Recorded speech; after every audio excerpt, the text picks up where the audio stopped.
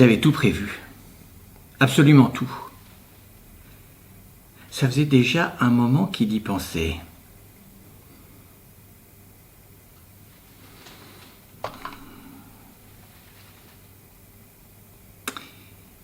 Voilà quelque temps en arrière, dans la compagnie dans laquelle il travaillait, il s'était rendu compte que, bien sûr, il y avait des grosses sommes d'argent qui passaient devant lui, mais il s'était rendu compte que s'il les faisait disparaître quelque temps, personne ne s'en rendait compte. La première fois qu'il a décidé de passer à l'action, ça a juste été pour 5 000 $. Pour la compagnie, une broutille, pour lui, une somme importante.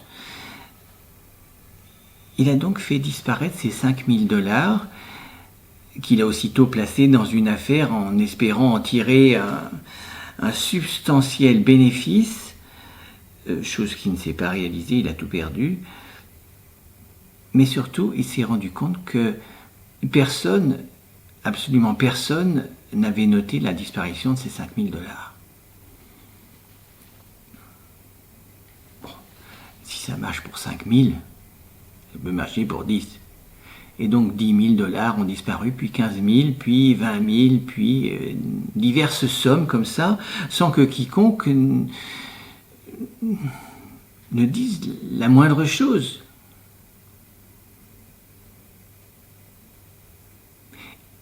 Et il a donc décidé de s'enfuir avec le magot. La première fois qu'il a pensé à tuer sa femme, ça a été à l'approche de son 40e anniversaire.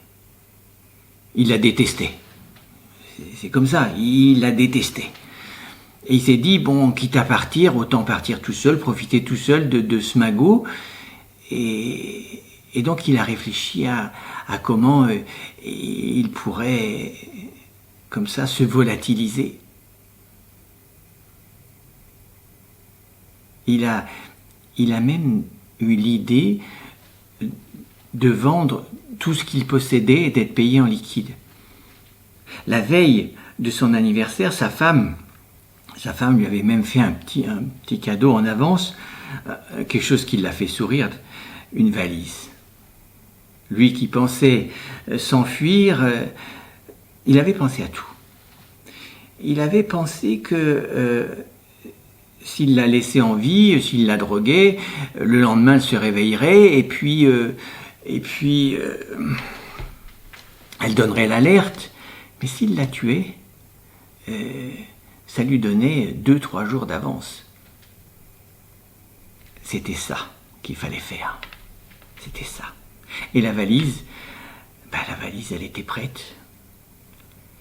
Et il s'était même dit que ce qui serait bien, c'est de se débarrasser d'elle à la minute précise où il aurait ses 40 ans. Il était né, voilà, pratiquement 40 ans maintenant, à un jour près. À 20h46, sa mère avait passé son temps à lui rappeler l'heure à laquelle il était né, 20h46, et il avait décidé qu'il se débarrasserait de sa femme à 20h46 précise, qu'il deviendrait libre, un homme libre de 40 ans à 20h46. Le lendemain, elle a insisté pour fêter son anniversaire, elle a insisté pour l'emmener au restaurant. Ils sont allés au restaurant. Lui, il trouvait que le service durait un peu, que le serveur, peut-être le faisait-il exprès même, allez savoir. Et il s'est dit que 20h46, ces 20h46 avaient pris une importance pour lui extraordinaire. Il fallait absolument qu'il soit un homme libre de 40 ans à 20h46. Et puis enfin, bon, le repas a fini. Sa femme l'a entraîné dans les rues, bagnodant, comme au premier temps de leurs amours, dans les rues, regardant les vitrines. Qu'est-ce que tu en penses? C'est pas beau ça? Et lui... Et puis finalement, ils sont arrivés devant leur maison. Il avait pris soin de dévisser l'ampoule qui éclaire les visiteurs quand il y en a la nuit. Si bien que l'entrée était plongée dans l'obscurité. Elle l'attendait là, devant la porte, attendant qu'il sorte ses clés. C'est pas les clés qu'il a sorties de sa poche. Il lui a donné à 20h46 un coup de matraque.